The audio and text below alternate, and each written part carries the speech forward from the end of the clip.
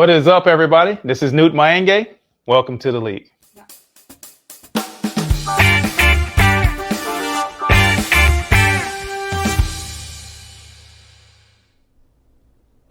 Our topic today is on facing adversity, and our next guest knows all about it. He's an actor, a model, he's a content creator and producer.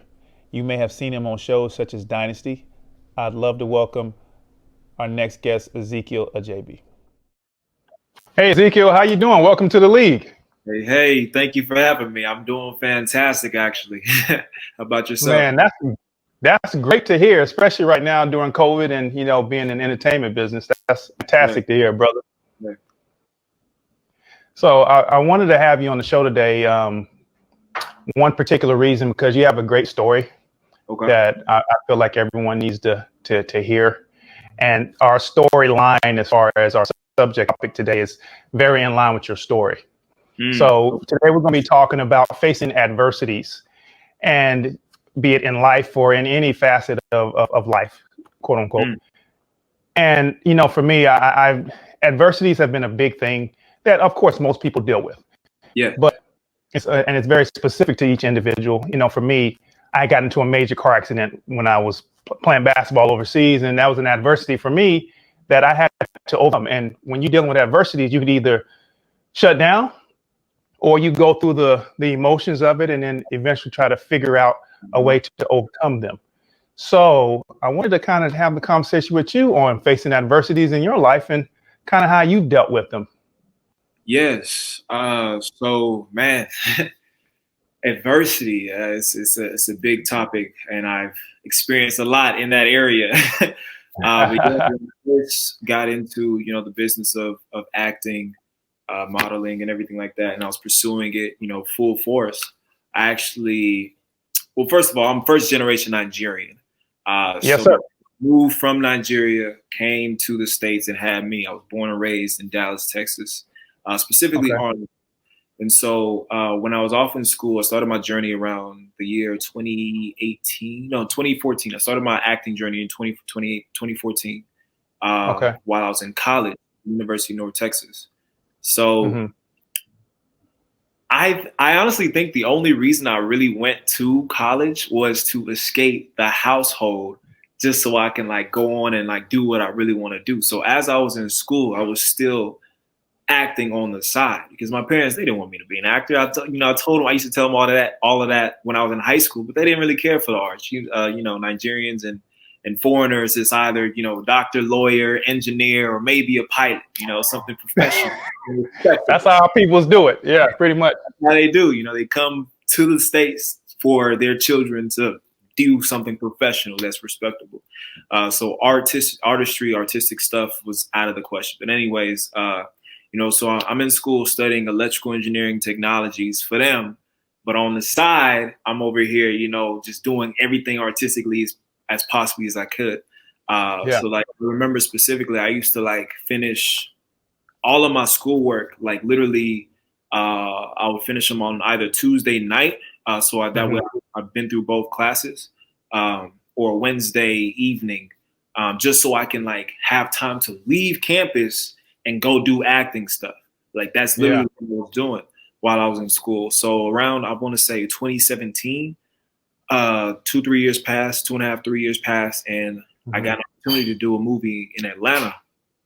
And so I used to tell all my friends, yo, if I ever blow up, if I get an opportunity, whatever, before I graduate, I'm out. Because I don't want to do this anyways. I'm just basically wasting my time trying to be an engineer. I don't want to be an engineer. I'm an actor. I'm an artist. You guys know what I do. So an opportunity actually came, and I was at a crossroads, because when I was actually in the reality of it, it was man, if I actually take it, then I had to face my parents about it. What are people gonna think? If I leave, and just all this stuff. So I was like, okay, school's always gonna be here, and I can always go back to school if I really want to. But opportunities like this always come. So I was like, okay, let me go ahead and take this opportunity, take a leap of faith, trust in God, and see what happens. So I left. Prior to leaving, I had the conversation with my parents, of course, and they didn't take it too lightly. Basically, we got into an argument. I brought my girlfriend at the time, who was there with me, just so she can witness, how strict the Nigerian household can be. My little sister was in the room as well, so they can both attest to this story. But as soon as I walked into my parents' room, the first thing they asked, and I told my girl that they were gonna ask this was, "How is school?" And I was like, here we go. That's the question right there. That's the first question they ask you as soon as you get home back from college or something, just to visit. So I riled up the courage to tell them the truth this time, because before, I was just kind of smooth on that answer and be like, oh yeah, school's cool, I'm doing well, da da da da.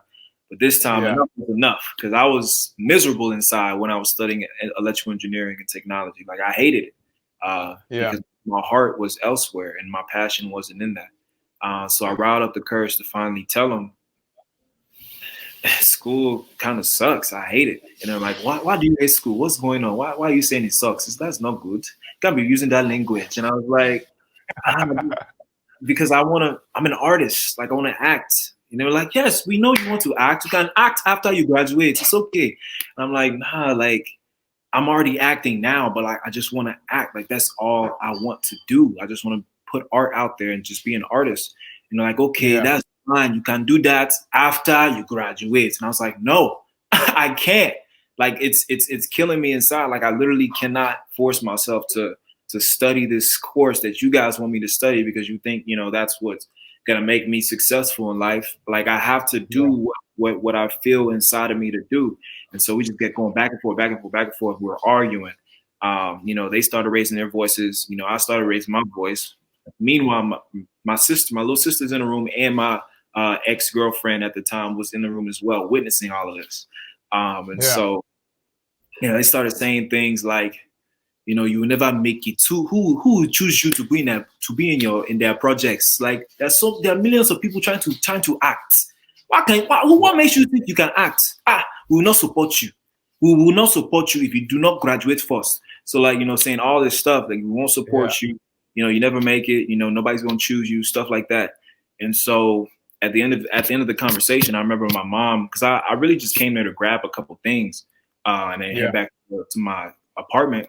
And at the end of the conversation, my mom was like, just take your things and go. We don't want to see you.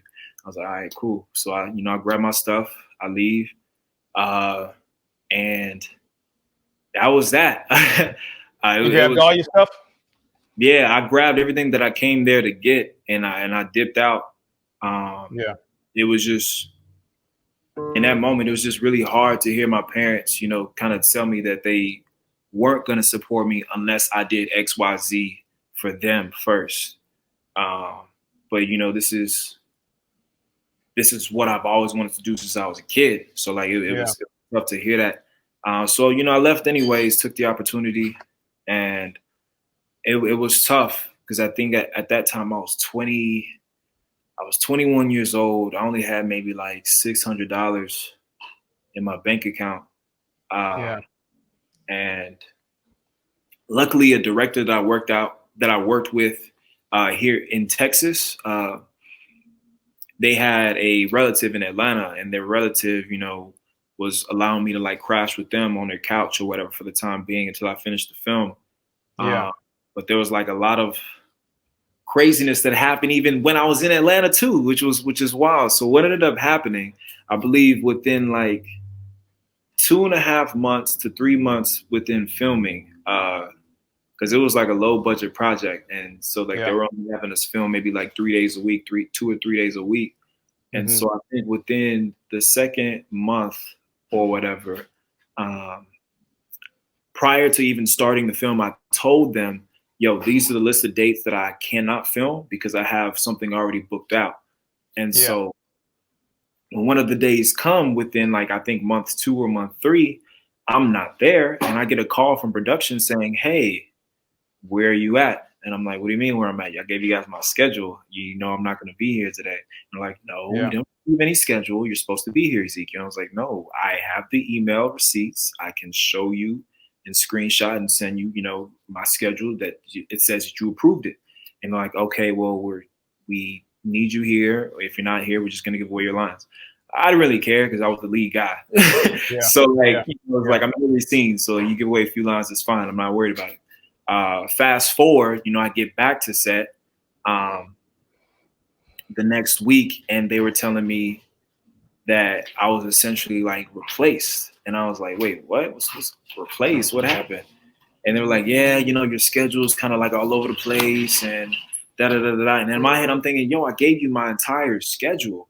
Yeah. Prior to even filming, so how is it all over the place? You guys approved it, And so that's the crazy part about the business that a lot of people don't understand until you actually get into it. Yeah. One, and then two, having to overcome those things and the adversity from when you finally made that decision with your parents to when you actually stepped out and you're on a project. How are you able to stay positive during that whole process? Yeah, for me, honestly, I would say I was able to stay positive because I just knew within my core, my being, that this was what I was supposed to do, and that God was gonna pave the way. I wouldn't be having these feelings internally for no reason. Like, it just felt right. Yes. Yeah, it's hard to explain. It just felt like that's what I needed to do. No ifs, ands, or buts. So I just kept that in mind, and this is it. Even if it's hard, in reality, I know eventually everything's gonna work itself out. So, and that's the biggest thing. Everything is going to work itself out. Yeah. And I know I felt I had that similar experience when I went and played ball overseas before I became in the entertainment business. But I went overseas and I had a similar interaction with my father, my late father, and he didn't support it at all. But I just know internally I had to get it done, no matter what it took, no matter what I dealt with. Just I had to, with or without the support, I had to get it done. And it ended up panning out for me because I stuck with it. Exactly. Because, African parents, same thing. My parents are from the Congo. Education in the African community is very much important. And that's the center on everything. That's the measure of success for our culture. And, one beautiful thing is we now have an opportunity to expand what success looks like and what that means. Not just from an educational standpoint, but in the entertainment business. Exactly, yes, sir. And that's key. So I'm very proud of you for taking those steps. And I know since then you've done fantastic work. I've seen a lot of your stuff already. You're a phenomenal actor. Thank you. What is one tip that you would give someone if they were trying to fight internally? Okay, they want to do one thing, but society's telling them, and that could be family, or it could be society, it's telling them they need to be doing something else. What's the one tip that you would give them?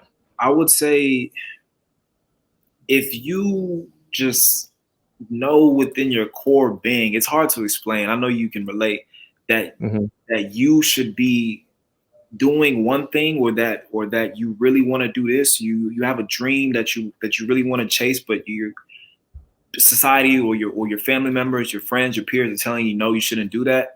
Yeah. Just go for it.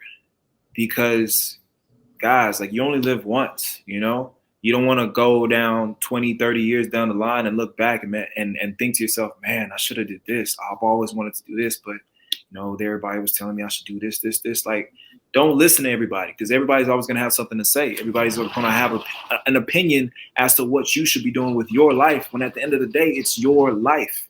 So go do what you want to do, go do what makes you happy, what makes you feel alive, what you're passionate about. So that's what if you have someone who says, well, you know what, acting is unstable, or this particular industry is unstable, and there could be a lot of adversity that I could experience if I stay in this situation, even though it's not what I want to do. It's more stable. It gives me an honest living, and it's respected, quote unquote. Yeah. What would you say to that person? I would ask him, yo, for one, are you happy? Even though it's giving you stability, how do you feel internally? Is that making you happy? Are you excited to get out of bed and go do that when you wake up? If not, then you need to, reevaluate yourself and ask yourself what really, brings you joy, what really get you up in the morning. You look forward to doing that thing. Like you're not grogging like, man, this again. Here we go, another day. You know what I mean? If you're doing that with your current situation, then you got to reevaluate. Okay, what you're actually doing. Is this what you should be doing within your life? You know, because everybody's on their specific journey. Everybody's on their specific path. We all each have something we are supposed to be doing, are meant to be doing in this world, that through us doing that thing, we will then touch others who are meant to be touched within ourselves of obeying the things that we're meant to do, if that makes sense. Total.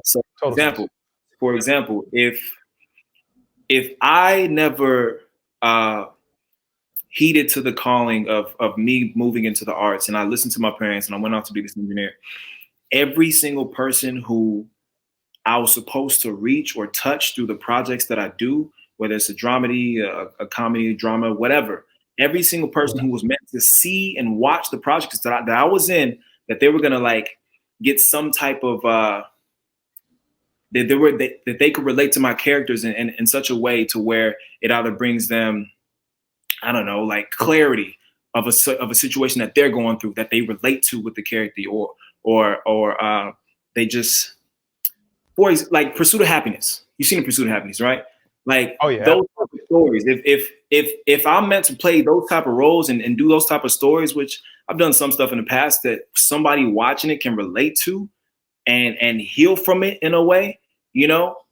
But if I never took the leap of faith to do what I'm supposed to be doing and going with what I feel within my heart and within my, you know, core being, then it's like all those people that were going to see that and going to be touched and reach through me doing that and saying yes to my calling will never be touched, will never be reached. And it's like, dang, now I count that as a loss. Like that's a loss of a of a life. It's like, dang, golly, you know what I mean? Like it's bigger than just me. It's bigger than just you. It's bigger than all of us. Like the things we do circulate all around.